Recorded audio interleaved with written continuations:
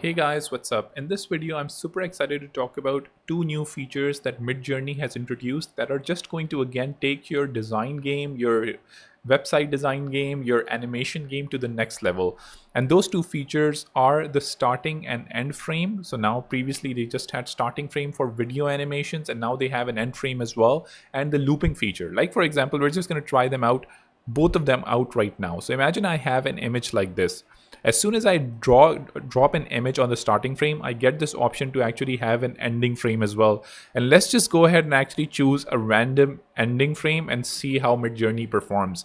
Actually, even before that, let's just go ahead and actually say that this is going to be looping. So first animate this and let's go ahead and actually convert that into a different light. So I'm just going to say rotate this square around, or just something simple like that. I don't even want to go complex. I don't want to even write like a detailed prompt or anything along those lines. Let's just see what it does with simple prompts. And the other image that I wanted to do, or the other animation that I wanted to do, was this one. So I'm just going to go ahead and actually have a starting and end frame, and then go ahead and say rotate this object and convert it to a different, rotate this square and convert it, or cube, and convert it to a different one based on the image, and change the lighting effects. Let's just do two simple prompts like that. And in the meantime, I do want to share some other visuals that I've created. Like for example, I had this image by default. I asked it to join them together to actually create something, and I think it's doing something great.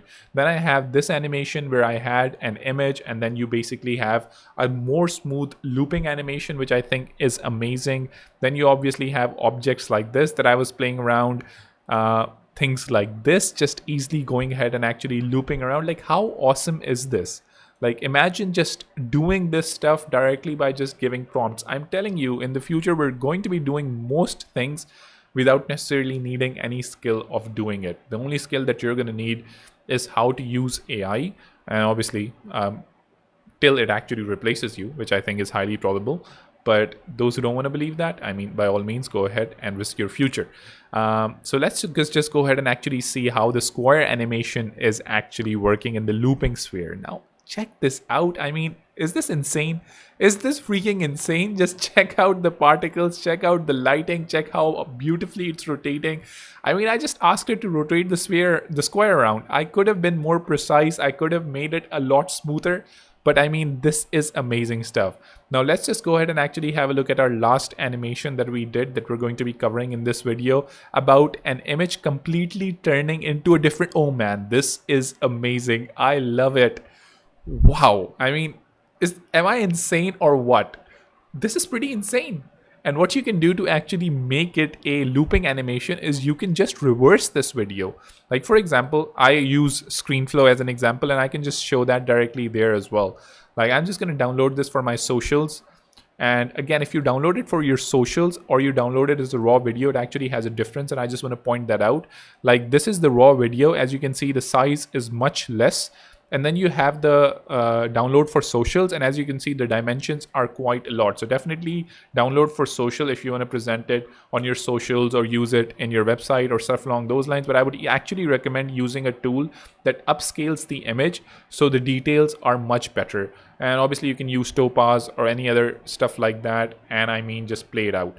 So that's one part of it. And now if I just want to loop it around, I can just reverse the video, and let me just go ahead and showcase how to do that. So I'm going to open ScreenFlow. You can open Premiere Pro or any particular tool that you actually want to do that. Let's just go ahead and actually see that. Okay, so that video is pasted here. Let's just go ahead and actually upscale it. And I'm just going to duplicate this video here. So now the video is duplicated, and what I just want to do is I want to reverse the video. That's it.